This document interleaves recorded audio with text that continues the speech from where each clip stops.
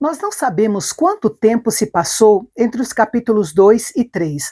O fato é que um dia, Nabucodonosor resolveu fazer uma estátua de ouro que devia ser adorada por todos. Quem se recusasse a adorar iria parar na fornalha de fogo ardente. Os detalhes dessa ideia absurda do rei você confere agora aqui no canal Bendito.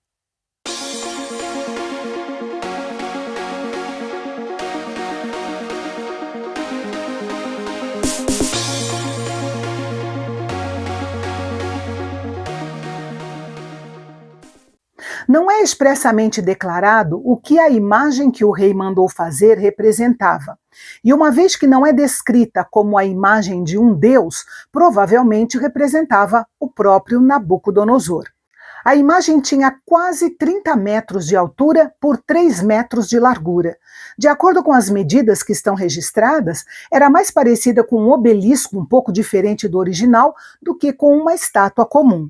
E sendo tão grande, é seguro dizer que não era feita de ouro maciço, mas provavelmente de madeira revestida de ouro, que era um método comum de construção no mundo antigo. Ainda assim, devia ser impressionante ver aquela imagem dourada erguida na planície de Dura. Daniel não esteve envolvido nesse evento porque ele permanecia na capital. Todos os oficiais das províncias foram convocados para comparecer à dedicação da imagem, o que significa que Nabucodonosor pretendia usar a adoração a esta imagem como uma espécie de teste de lealdade a ele. O rei mandou reunir vários instrumentos para esse evento. Alguns deles são difíceis de definir com precisão, mas sem dúvida era uma orquestra impressionante, com música elaborada e bem produzida, o que nos lembra o grande poder da música, tanto para o bem quanto para o mal. Para Nabucodonosor, a recusa em adorar a imagem não era apenas uma ofensa religiosa, era uma traição. E a ordem do rei era reforçada por uma forte ameaça. Os rebeldes seriam lançados na fornalha de fogo ardente, que já tinha sido usada para a execução de 2 falsos profetas judeus. Então, assim que ouviram a orquestra, todos se prostraram. Houve obediência total e imediata à ordem de Nabucodonosor. Porém, 3 judeus fiéis, Sadraque, Mesaque e Abdinego, permaneceram de pé.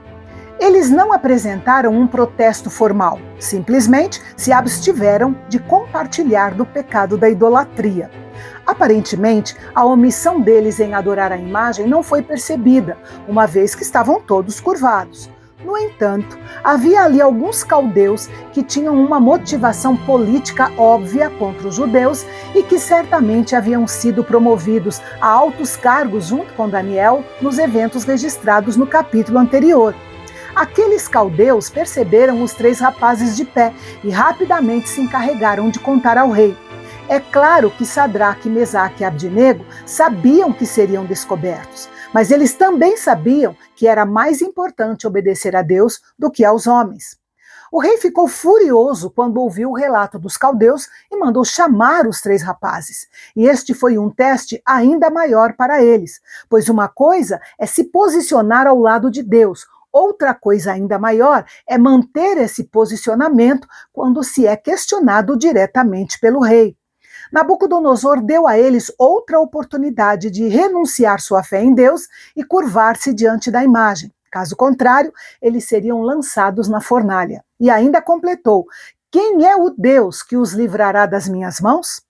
Nabucodonosor não se importou em insultar todos os deuses com essa declaração. Agora, imaginem a enorme pressão sobre os 3 rapazes. Tudo à sua frente: o rei, a fornalha, a música, seus compatriotas, seus concorrentes, tudo conspirava para convencê-los a se curvar. No entanto, Deus era mais real para eles do que tudo aquilo. Eles não analisaram a situação pela ameaça do rei, nem pelo calor da fornalha, mas pelo Deus eterno a quem eles serviam. A resposta deles demonstrou a boa compreensão que eles tinham do poder de Deus. Eles tinham certeza de que Deus era capaz de salvá-los, tanto da fornalha de fogo ardente quanto das mãos do próprio rei. E mesmo que Deus não os livrasse, eles continuariam firmes no seu propósito, assim como Jó, que declarou: ainda que ele me mate, nele confiarei. Sadraque, Mesaque e Abdinego nos ensinam que a obediência a Deus começa nas pequenas coisas. Começou quando eles renunciaram os alimentos que não convinha a eles como servos de Deus, e agora eles se sentiam preparados para desafios maiores. Eles poderiam ter dito: Deus vai nos entender que é só dessa vez que nós vamos nos curvar para agradar ao rei.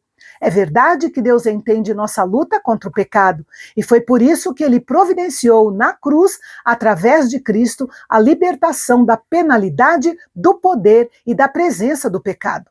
Saber que Deus entende deve ser um estímulo à obediência e não uma licença para pecar.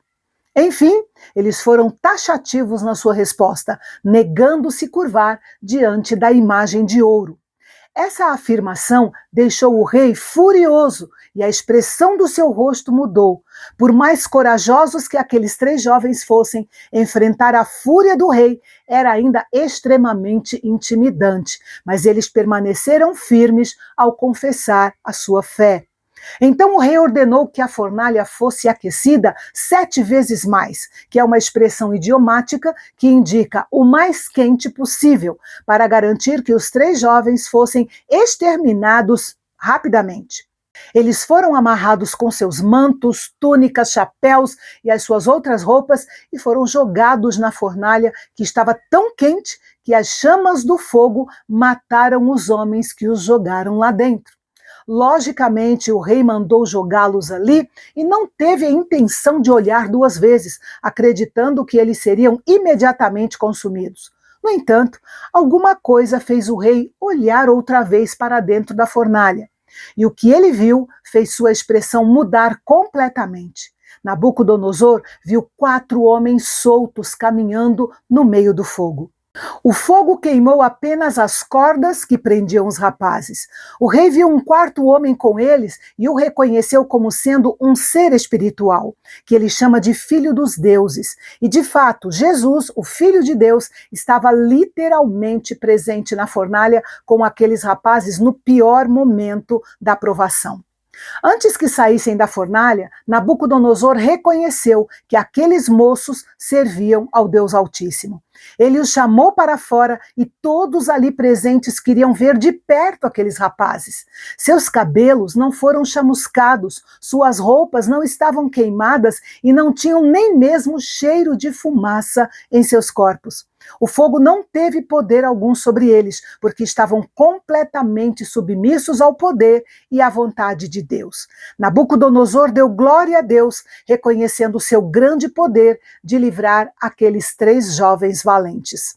Todo esse relato é uma poderosa ilustração do princípio de Romanos 12, 1 e 2. Portanto, irmãos, pelas misericórdias de Deus, peço que ofereçam o seu corpo como sacrifício vivo, santo e agradável a Deus. Este é o culto racional de vocês. E não vivam conforme os padrões deste mundo, mas deixem que Deus os transforme pela renovação da mente, para que possam experimentar qual é a boa, agradável e perfeita vontade de Deus. No cenário dos nossos dias, vemos Satanás tentando fazer os cristãos se curvarem à imagem idealizada do que homens e mulheres devem ser.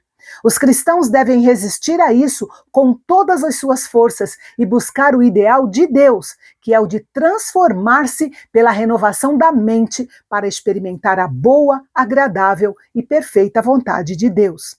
O rei Nabucodonosor tinha visto evidência de que o Deus a quem aqueles 3 jovens adoravam era o Deus verdadeiro, capaz de proteger aqueles que confiam nele. Por isso, sem que os 3 rapazes dissessem coisa alguma, ele fez um decreto que se demonstrasse respeito ao Deus de Sadraque, Mesaque e Abdinego em todo o seu vasto reino.